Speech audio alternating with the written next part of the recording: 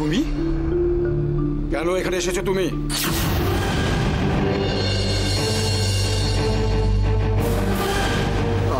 আমি মানে এত কিছুর পরেও তোমার সাহস হয় কি করে এ বাড়িতে আসার? কাকাবাবু, আপনি প্লিজ মাথাটা ঠান্ডা করুন। আপনি একবার আমার কথা শুনুন। তোমার কথা শুনবো?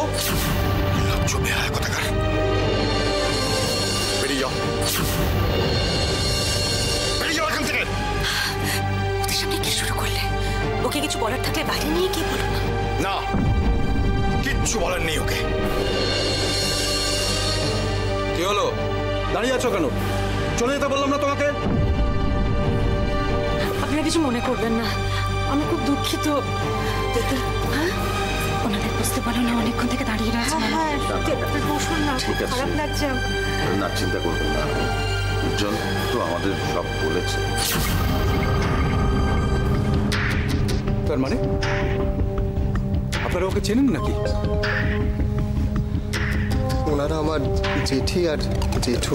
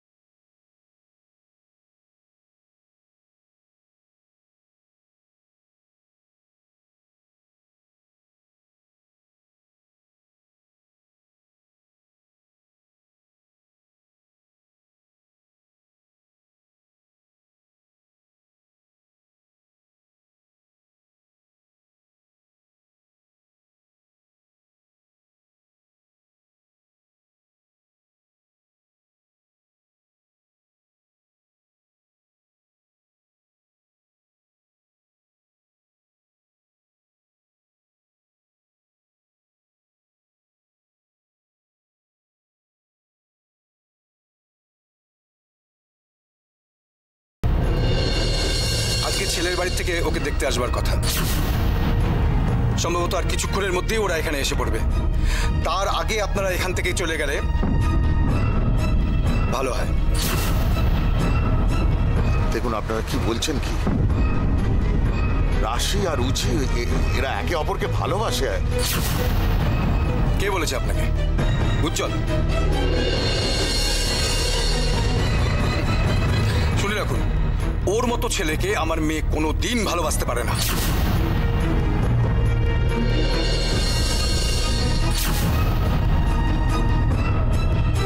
ও আমায় ভালোবাসে, আমি জানি সেটা। ভুল জানো তুমি।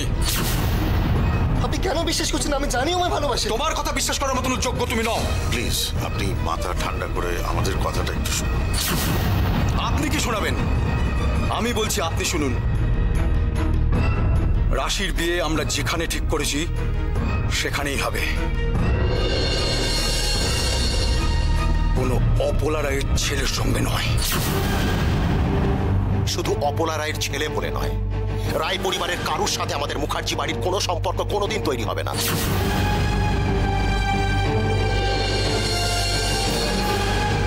এবার দয়া করে আসুন আপনারা। দেখুন, আমি রায় পরিবারের বয়োজ্যেষ্ঠ। আমি বলছি, বিশ্বাস করুন। বিশ্বাস বিশ্বাস করতে বলছেন আমাদের? একটা কথা শুনে রাখুন, যার হয়ে আপনারা দাবেদারি করতে এসেছেন সেই ছেলেটি বিক্রমপুরের সমস্ত মানুষকে ঠকিয়েছে। বিক্রমপুরের সমস্ত মানুষের ভালোবাসা নিয়ে, বিশ্বাস নিয়ে ও চিনিমিনি খেলেছে। ওকে বিশ্বাস করবো আমরা? কিছু মনে করবেন না, এমন তো হতে পারে যে উজ্জ্বল আপনাদেরকে জেঠু জেঠিমা সাজিয়ে নিয়ে এসেছে বাড়িতে। হ্যাঁ, ওরা সব পারে, সব পারে।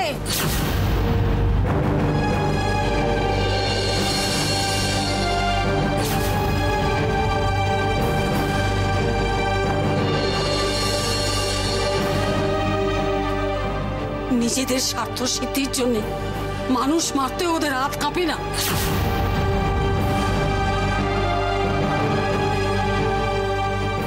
হেমলতা মুখার্জি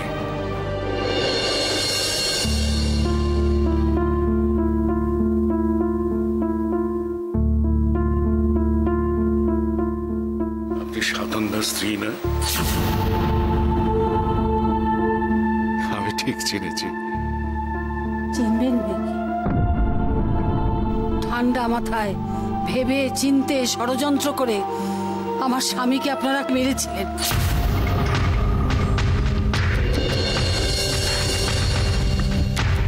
তার পরিবারের লোককে চিনতে তো আপনাদের কোনো অসুবিধা হওয়ার কথা নয়। জমি জায়গা নিয়ে একটা সমস্যা হয়েছিল এবং তার জন্য একটা মিসআপ। থামুন, আপনাদের এইসব কঠিন কথা আমি বুঝি না। আমি শুধু একটা কথা বুঝি, আপনাদের জন্য আমি আমার সব থেকে কাছের মানুষটাকে হারিয়েছি। দেখুন, যে সমস্যাটা হয়েছিল তার জন্য আমরা দায়ী নই, আপনি বিশ্বাস করুন। বিশ্বাস কেন? আপনারা ওই পরিবারের মানুষ নন? আসলাম, একজন মানুষের দোষের জন্য বাকি সবাইকে শাস্তি দেবেন আপনি? আপনারা সবাই সমান, সবাই। নিজেদের আখের বোঝানোর জন্য আপনাদের যা খুশি আপনারা তাই করতে পারেন। একটা মানুষের মুখ বন্ধ করার জন্য আপনার গোটা গ্রামের মানুষদের ক্ষতি করতে পারেন, আর তাই করেছেন। আপনারা সব পারেন, সব পারেন, সব সব। দেখুন, যে কারণে আপনি এতদিন ধরে মনের মধ্যে ক্ষোভ পুষে রেখেছেন, তার জন্য আমি হাত জোর করে আপনার কাছে ক্ষমা চাইছি। এই জন্য আমার ভাই দায়ী, কিন্তু সে তো এখন আর পৃথিবীতে নেই। তার কৃতকর্মের জন্য আমরা সত্যি অনুতপ্ত। অনুতাপে কখনো ক্ষোভ মিটে না, আর মিটবেও না কোনোদিন।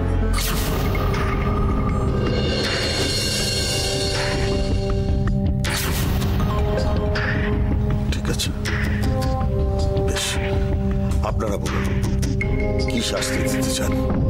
আমার মাথা বেটে দেবো।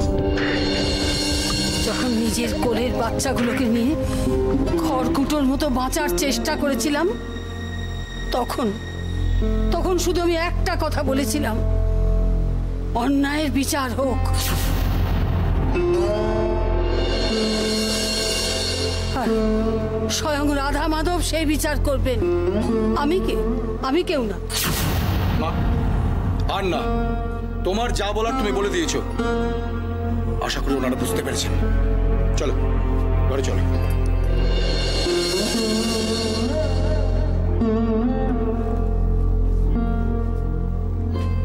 আমি একটা কথা বলতে পারি?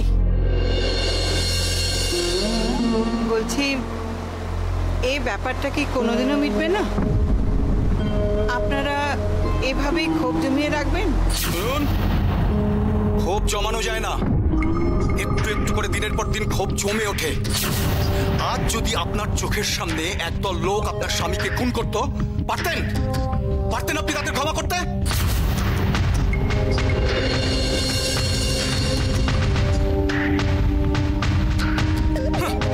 আর আজ এসেছেন আপনি সবকিছু ভুলে গিয়ে একটা সম্পর্ক তৈরি করতে।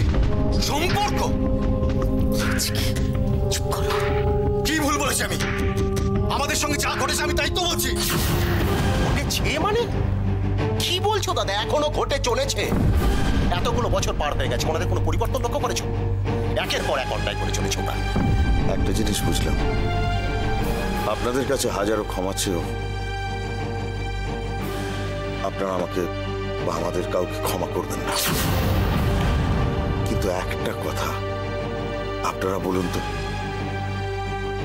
যে কারণে আপনাদের রাগ, ক্ষোভ, যে ঘটনাগুলোর জন্য, সেগুলো যখন হয়েছিল তখন এই ছেলেটা কি জন্মেছিল? তাহলে ওর কি দোষ? ওর দোষ ও আপনাদের পরিবারের ছেলে। আপনাদের রক্ত বইছে ওর শরীরে।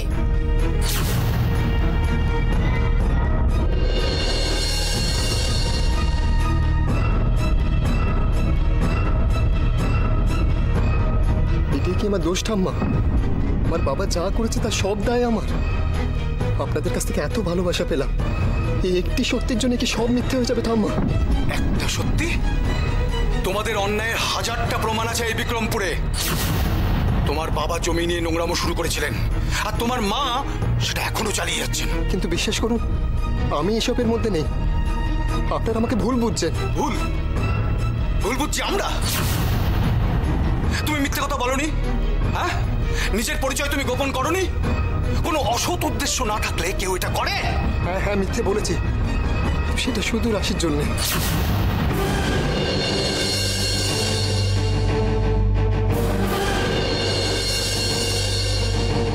আমার ভয় ছিল রাশি যদি কোথাও আমার সত্যিটা জেনে যায়, ও হয়তো আমাকে অ্যাকসেপ্ট করবে না। সেই ভয়ের জন্য আমি আর ঠাম্মা, বিশ্বাস করুন, আমি এত কিছু ভেবে করিনি। আমার মন যা বলেছে আমি সেটাই শুনেছি। এটা হয়তো কোথাও গিয়ে মস্ত বড় ভুল। আপনারা যা সাজা দিতে চাইবেন সেটা আমি মাথা পেতে মেনে নেব।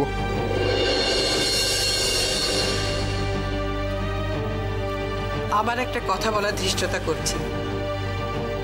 আপনাদের রাগ, দুঃখ, কষ্ট, যন্ত্রণা, অভিমান, অভিযোগ সব মাথা পেতে নিচ্ছি। কি ভাববো? যারা আমার স্বামীকে ষড়যন্ত্র করে মেরে ফেলেছে, তাদের বাড়িতে আমি আমার নাতনির বিয়ে দেবো? তাছাড়া এদের কোনো বিশ্বাস নেই মা। সুচ হয়ে ঢুকবে আর ফাল হয়ে বেরোবে। তোদের কথা বলতে না হয় বলো না, কিন্তু ওদেরকে চলে যেতে বলো। এভাবে কথা বলছো কেন? ঠিক বলেছ, বড্ড বেশি কথা বলা হয়ে যাচ্ছে এদের সঙ্গে।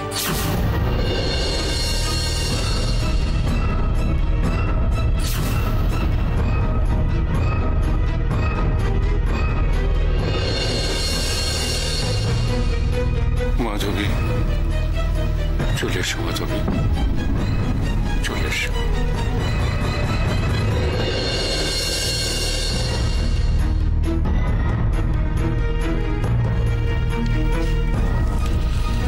চল, এখানে দাঁড়িয়ে থেকে কোনো লাভ হবে না। চল চল চল, বুঝি বুঝি, চল। না, আমি কোথাও যাব না।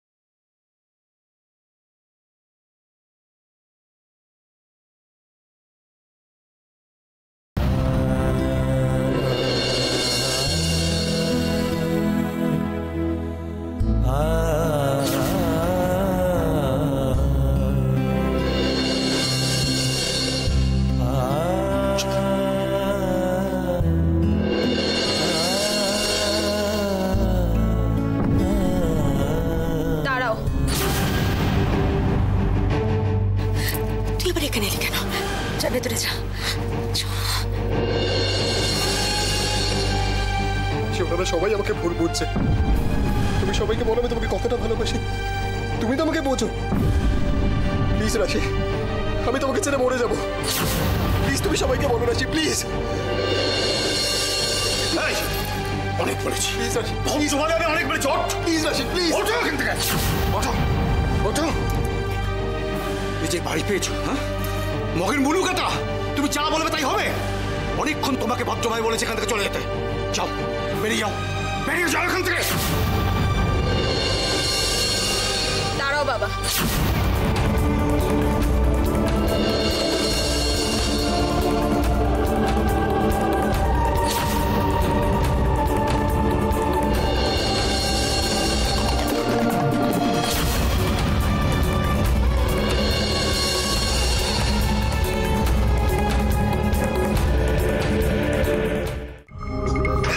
সাহস তোর? আমরা এতগুলো লোক এখানে রয়েছে, তার মধ্যে এসে তুই যা যা ভেতরে যা। শোনো না, শোনো না, শোনো না, ফোন করে ফেলেছে, ও অন্যায় করে ফেলেছে, ওকে ক্ষমা করে দাও। দাঁড়িয়ে আছিস কেন? যাও ভেতরে, যাও। ছাড়ো মা, আমার ওর সাথে কিছু কথা আছে। কি বললি? কি বললি তুই?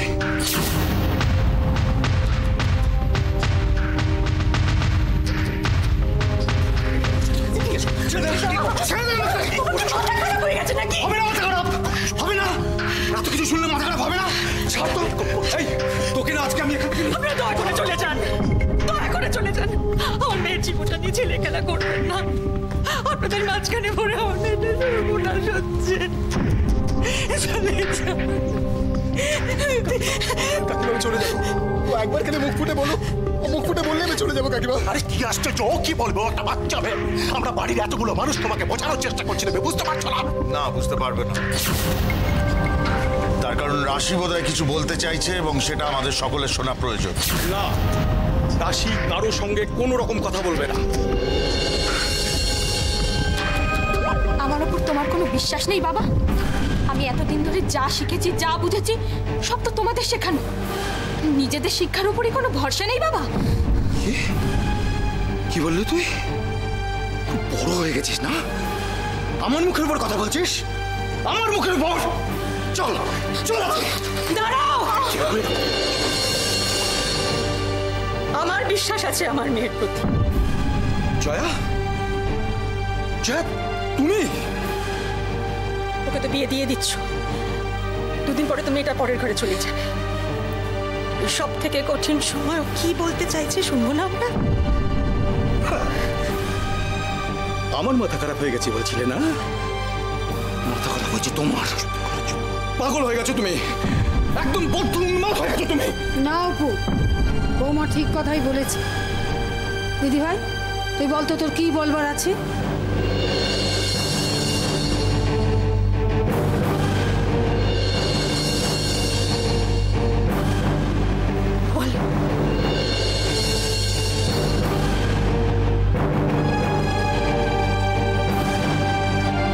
তুমি জানতে চাইছিলে না আমি কি চাই? আমি চাই আমার দাদুর সময় থেকে এখানকার জমি নিয়ে যে নোংরা খেলাটা শুরু হয়েছে সেটা এবার বন্ধ হোক।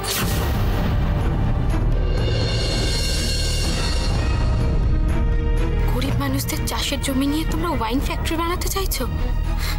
দয়া করে এবার এটা বন্ধ করো।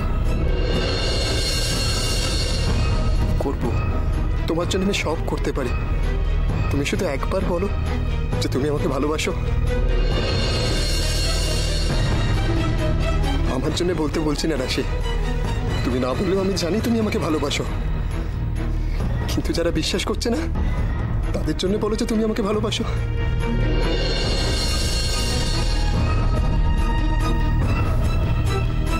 হ্যাঁ বাসি।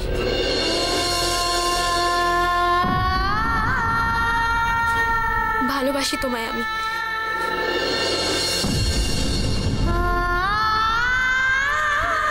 বিয়ে করবে আমায়? কিন্তু তার আগে বাস, আর কিচ্ছু বলতে হবে না তোমায়। এই লাইফে ফার্স্ট টাইম তুমি আমার কাছ থেকে কিছু চেয়েছো। আমি কথা দিলাম এই বিক্রমপুরের জমিতে কেউ কোনোদিন কোনো ফ্যাক্টরি করতে পারবে না।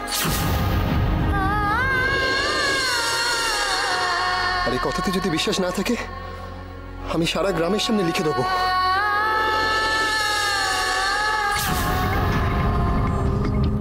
তুমি জানো তুমি কি বলছো? এই কথাগুলো তোমার মায়ের সামনে দাঁড়িয়ে মুখের উপরে বলতে পারবে? পারবো। রাশি আমার পাশে থাকলে আমি সব পারবো, আমি সব পারবো। শোনো, এসব কথা মুখে বলা খুব সহজ, কিন্তু করে দেখানো অত সহজ কথা নয়। কিচ্ছু করতে পারবে না তুমি, কিচ্ছু না।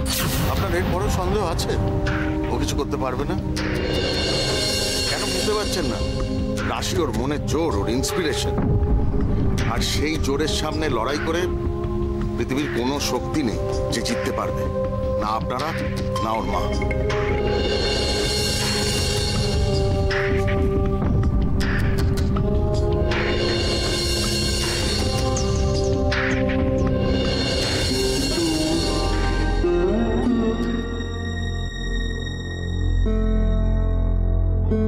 আপনারা ভাগ্য করে একটা মেয়ে পেয়েছেন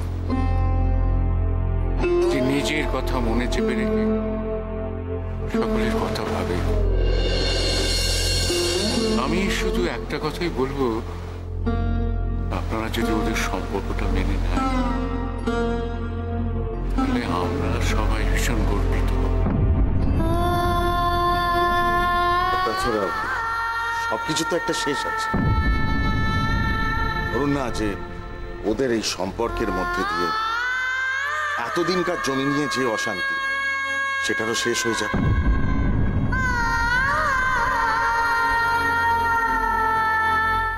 এবার আমরা খুব ভালো করে আরম্ভ করব।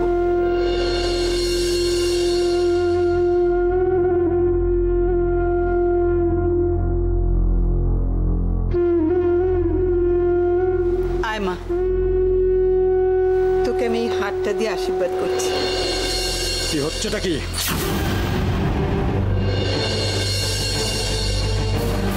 শুনুন, আমি আবারও বলছি, রাশির অতটা বোধ নেই ও কি করবে না করবে।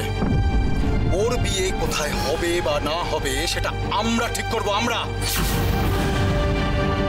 আপনারা দয়া করে এই ব্যাপারে একদম নাক গলাবেন না। এটা শুধু এখন আমাদের ব্যাপার নেই, ছেলে মেয়ে দুজনের সাথে এখন ওরাও জড়িয়ে গেছে। তুমি একটাও কথা বলবে না জয়া। বড় মুখ করে বললে না মেয়ের উপর বিশ্বাস আছে। দিল তো তোমার মেয়ে তোমার বিশ্বাসের দাম। কেন জিদ করছো তুমি? মা, ওকে একটু বোঝান। এত বছর পরে সমস্ত কিছু মেটার সময় এসছে। সব সব মিটে যাবে মা। সমস্যা মিটে যাবে, আর সমস্যা মেটানোর জন্য আমি রাশির বিয়ে এদের বাড়িতে দেব, তুমি এই কথা ভাবলে কি করে? আর মা মা কি বোঝাবে আমাকে? আমি কি বাচ্চা নাকি, কচি খোকা? শোনো, একটা কথা পরিষ্কার করে বলে দিচ্ছি, রাশির বিয়ে কোথায় হবে না হবে সেটা আমিই ঠিক করব। আর আমি বেঁচে থাকতে এই বাড়িতে রাশির বিয়ে হবে না, এই শেষ কথা বলে দিচ্ছি।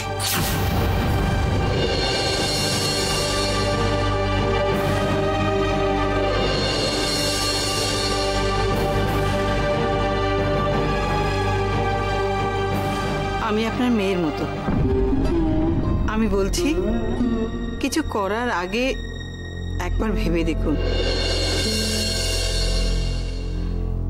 এবার কিন্তু ভুল হয়ে গেলে শোধরাবার আর কোনো সুযোগ থাকবে না।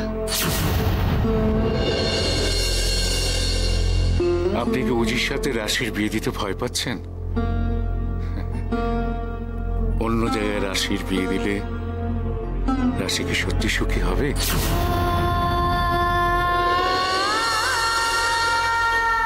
দেখুন, অজির সাথে ওর বিয়ে দিলে ও ভালোই থাকবে, অজি ওকে ভালোভাবে রাখবে। তাছাড়া আমরা তো আছি, কোনো ভয় পাবেন না।